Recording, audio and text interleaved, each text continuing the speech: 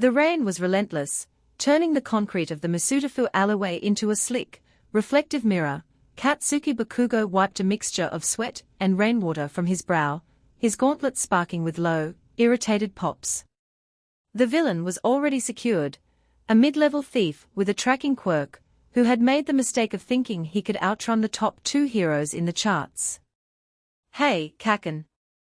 The transport vehicle is 2 minutes out," Izuku Midoriya called out. He stepped into the dim light of the alley, lowering his hood. His green curls were plastered to his forehead, and his costume was covered in soot, but his eyes were bright. Always too bright. "I can read the comms, Deku." "Shut up," Bakugo snapped, though there was no real venom in it. Years of rivalry, blood, and shared burdens had filed down the sharpest edges of his temper, leaving behind something tougher, like tempered steel.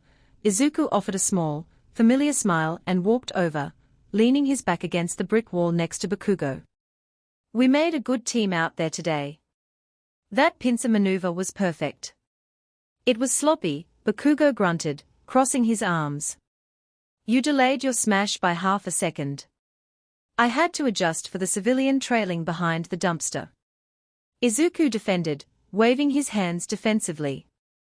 "If I hadn't, the shockwave would have." "I know why you did it," Bakugo interrupted, his voice dropping an octave, losing its usual aggressive bark. He looked at Izuku through the curtain of wet, blonde hair. "But I covered the civilian.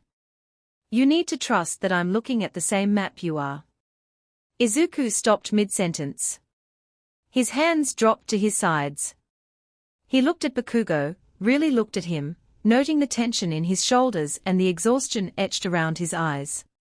They had both been working 80-hour weeks, pushing themselves to fill the sky as the new pillars of society. "I do trust you," Izuku said softly, his voice cutting through the steady patter of the rain. "More than anyone else, Kaken." Bakugo let out a harsh breath that looked like smoke in the chilly air. He hated when Izuku got like this, earnest, open, carrying his heart completely exposed on his sleeve. It made something tight twist in Bakugo's chest, a feeling he still didn't quite know how to label, even after all this time. "Then act like it," Bakugo muttered. He stepped closer, closing the distance between them until their shoulders brushed. He reached out, his rough, scarred hand grabbing the collar of Izuku's costume and pulling him slightly forward. Izuku's breath hitched, his green eyes widening. Instead of an explosion, or a shout, Bakugo just leaned his forehead against Izuku's. It was a grounding, heavy pressure. The heat radiating from Bakugo's skin was a sharp contrast to the cold rain. "You don't have to carry the whole damn world by yourself anymore," Bakugo growled quietly, his eyes locked onto Izuku's. "I'm right here.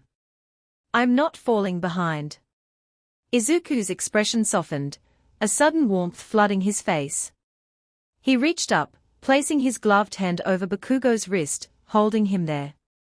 "I know. I'm glad you're here."